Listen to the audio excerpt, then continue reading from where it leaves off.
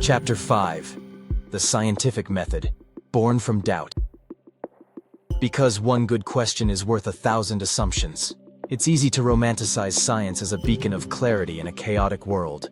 But let's not forget that it owes its existence to a much humbler and far messier source: doubt.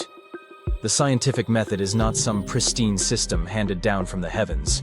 It's more like a scrappy toolkit built over centuries by people who looked at the world and said, "I'm not so sure about that." It's skepticism turned into action, a process designed to sort truth from fiction with the intellectual equivalent of a magnifying glass and a pair of tweezers.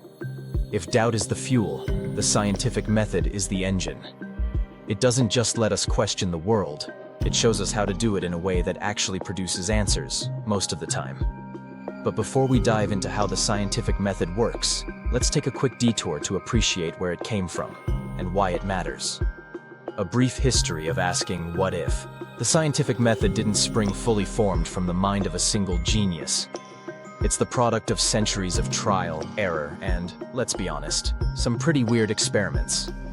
Early philosophers like Aristotle believed they could deduce how the world worked purely through reasoning. This was a great system for coming up with ideas, but it also led to some hilariously wrong conclusions. Case in point, Aristotle thought heavier objects fall faster than lighter ones, an idea Galileo literally dropped to the ground centuries later. The real game changer came during the Renaissance, when thinkers like Copernicus, Galileo, and Francis Bacon decided that maybe we should test our ideas instead of just assuming they're true. This shift was revolutionary, not just because it produced better results, but because it embraced the radical notion that humans could be wrong. The scientific method is, at its heart, a process for being less wrong over time. Step 1. Ask a good question. It all starts with curiosity. Why do apples fall from trees? What makes the stars shine? Why does bread always land butter side down? Okay, maybe not that last one. The point is, the scientific method begins with a question. One that's specific enough to investigate but broad enough to matter. A good scientific question is like a key. It opens doors. It's not about finding the easiest answer. It's about finding the most meaningful one. This is where skepticism comes into play. Instead of accepting the first explanation that comes along, scientists push deeper. They ask, is there more to this? Is this really true, or does it just seem true? Step 2.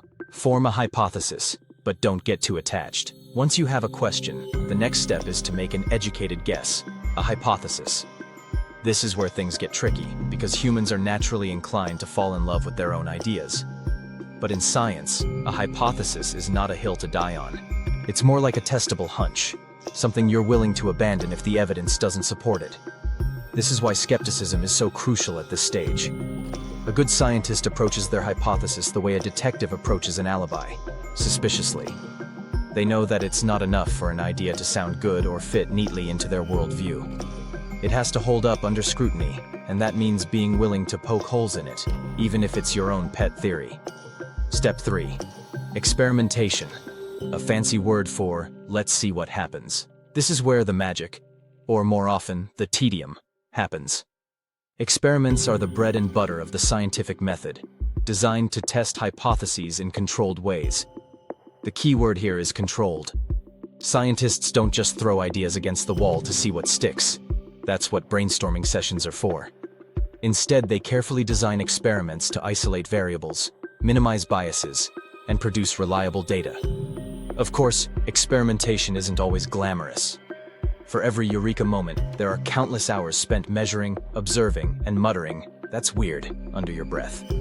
But this is also where skepticism shines. A good scientist doesn't just look for results, they look for patterns. They repeat experiments, double-check their work, and consider alternative explanations. Why? Because they know that the first answer isn't always the right one. Step 4. Analyze the data, without cherry-picking. Once the data is in, it's time to make sense of it. This is where skepticism has to work overtime, because humans are natural pattern seekers. We're so good at spotting patterns, in fact, that we often see them where they don't exist. Hello, constellations. You're just random stars, but we decided you look like a crab, so here we are.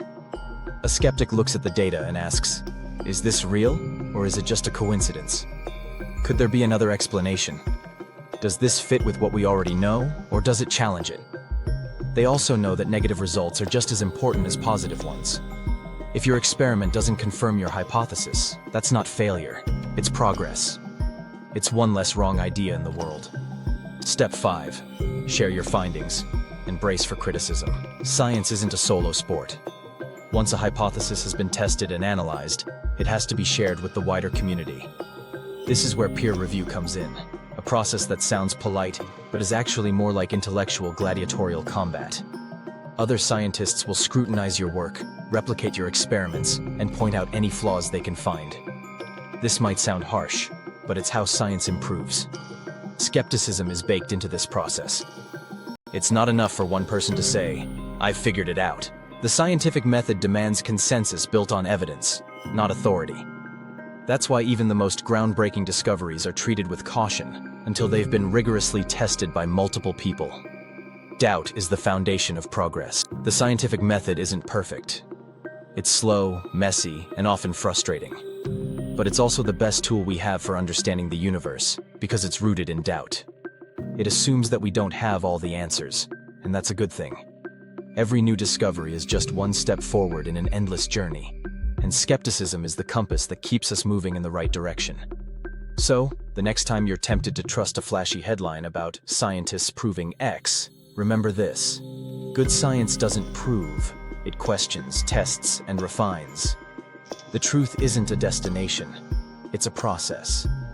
And it all starts with one simple, skeptical question: what if we're wrong?